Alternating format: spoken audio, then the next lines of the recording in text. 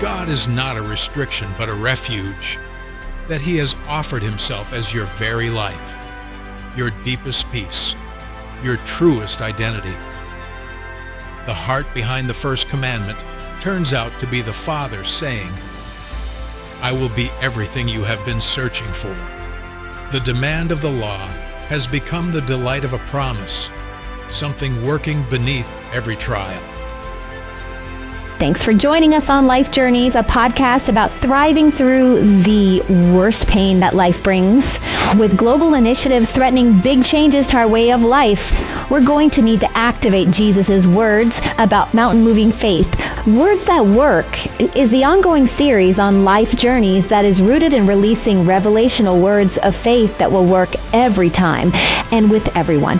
It's about moving the mountains that keep us from the presence and goodness of God. It's about defining our life purpose and identity through encountering Him until we have the power to move the obstacles that are destroying our liberty and hope. There is a moment, not a crisis, not exactly, but something more like a clearing, when a soul discovers that the first commandment is not a wall, but a door. It comes upon a man quietly, often in the ruins of something he had depended on too long. He has believed in his health, his competence, his reputation, the security of a numbered account, the warm approval of people whose opinions felt, for a season, like oxygen. And then one by one or all at once, those things fail him. In the silence that follows, he hears the oldest sentence in the moral universe differently than he ever has before. You shall have no other gods before me. And what once sounded like restriction now sounds inexplicably like rescue. That is the sermon in a sentence. But sentences, however true, rarely reach the places where human beings actually live. So let us slow down and look carefully at what is being offered here and what it costs us to refuse it. 1. What is a God? Before we can understand what it means to have no other gods, we must reckon honestly with what a God is. We tend to picture idols as primitive things, carved wood, hammered bronze, the superstitions of ancient peoples who did not know better. But the biblical writers are far more searching than that. An idol is not merely a statue. An idol is whatever you believe in for the necessities of life. Jesus makes this devastatingly plain in the Sermon on the Mount. No man can serve two masters, he says. And then, without pausing for breath, he pivots immediately to the question of bread and clothing and the anxious counting of days. The connection is not accidental. The thing you run to when you are afraid, the thing you lose sleep over when it is threatened, the thing that, when it is taken, takes your peace with it. That is your master. That is your God. No man can serve two masters, for either he will hate the one and love the other, or else he will hold to the one and despise the other. Ye cannot serve God and mammon. Matthew 6:24. Mammon in the original Aramaic does not mean merely money. It means confidence, the place where you have anchored your sense of security and sufficiency. A man's mammon might be his savings. It might be his intellect, his physical strength, the approval of a congregation that admires him, or a body that has always cooperated with his ambitions. Whatever you trust for the life that only God can give, that is the God you are serving, whatever name you call it by. And here is the hard truth the commandment forces us toward. We do not choose our gods so much as reveal them. They surface in our anxieties. They announce themselves in our anger. Whatever I grow most defensive about, whatever I cannot surrender without a kind of inward collapse, there, behind my best theological language, crouches the thing I have been worshiping all along. 2. The hollowness of every other source. God does not forbid other gods arbitrarily the way a king might forbid competitors out of pride. He forbids them because he knows what they will do to us. Every substitute for God promises to fill a space that only he was shaped to fill. And every substitute fails sooner or later to do so. We live in a civilization that has never offered us more raw material for idol-making. We can send men to the moon. We can transplant a heart. We can carry in our pockets a device that connects us to virtually all human knowledge and to virtually all human corruption. We have entire industries organized around the proposition that the self can be optimized, that the right diet, the right regimen, the right platform for self-expression will at last deliver us from the low-grade despair that trails the unredeemed soul like a shadow. Be All You Can Be has never had a more willing supplier, and yet the soul is not satisfied, not because the world's offerings are all bad, some of them are genuinely good, but because they are not God. They were never built to bear the weight we place on them. When we ask a career to give us what only a father can give, it will eventually buckle. When we ask a marriage to give us what only the vine can provide, we will drain the other person dry and blame them for the drought. When we require our own health, our own reputation, our own track record of moral performance to give us peace, we are attempting to draw water from cisterns that have cracked. In him, we have all things that pertain to life and godliness. 2 Peter 1:3. Paul tells the Colossians that they are complete in Christ Jesus. Complete, not supplemented, not partially furnished, not given a head start. The word carries the sense of nothing lacking, nothing absent that ought to be present. God is not a useful addition to a life already provisioned by the world. He is the provision. And when a soul finally grasps that, something loosens in the grip. 3. The pruning that reveals. Of course, grasping it intellectually and living from it are two different things. This is why the pruning comes. This is why Jesus, in the same breath that he calls himself the vine and us the branches, speaks of the Father as the one who prunes, not in anger, not as punishment.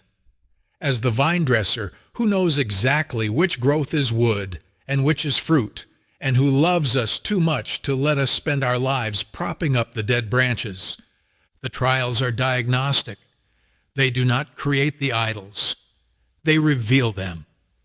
A man may believe with his whole mind that God is his source, his sufficiency, his life, and then his health fails, or his reputation is attacked, or his finances dissolve, and what comes pouring out of him is not faith but fury, not trust, but the clenched jaw determination to get back what was taken.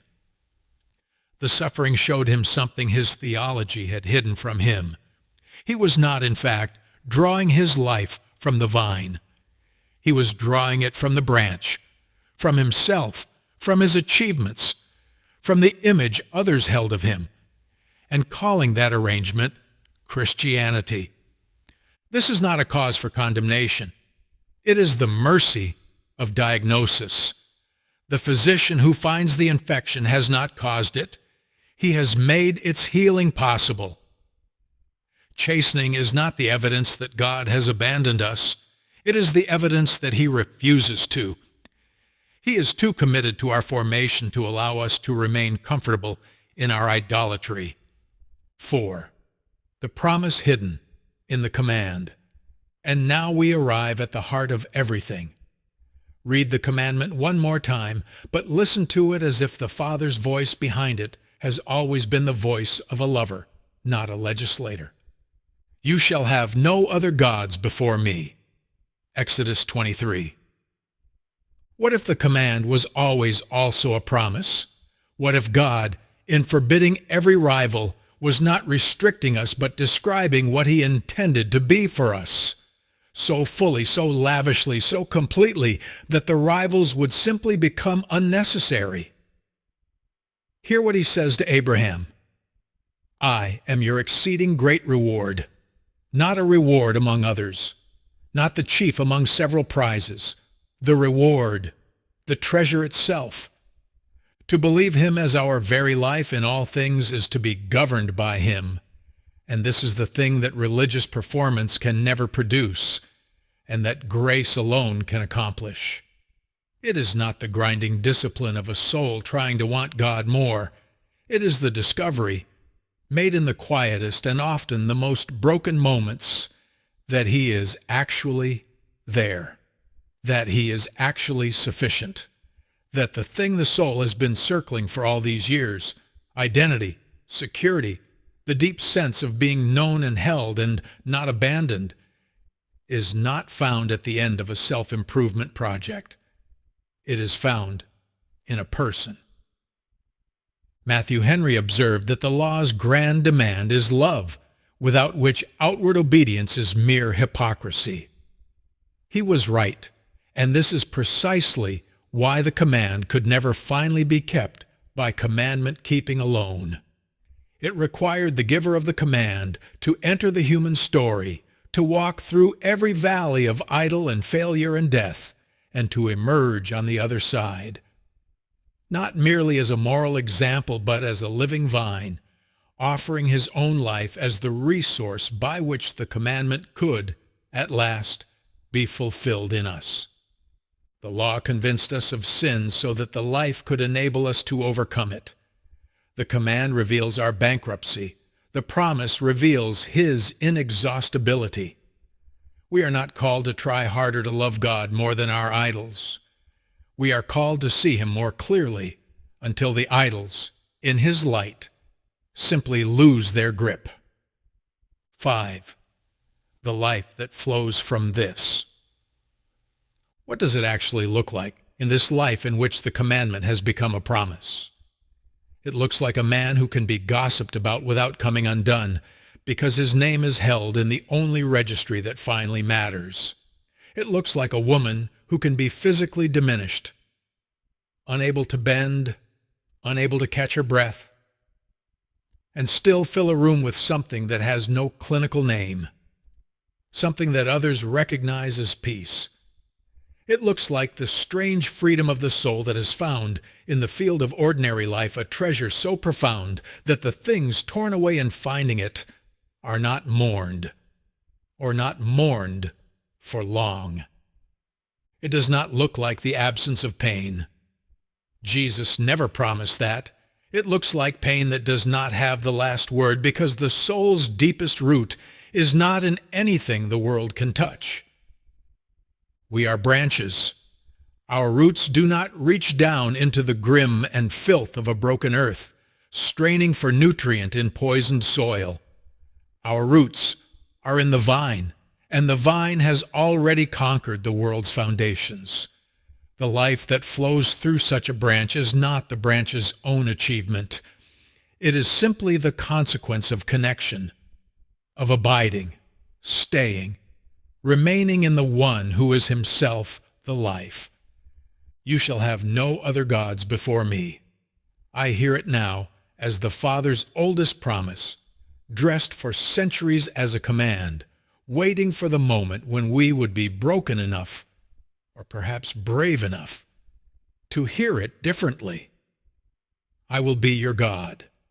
I will be your all in all. I will fill you so completely with my glory that the question of other gods will feel, in the end, like asking a man who has found the ocean whether he is still thirsty.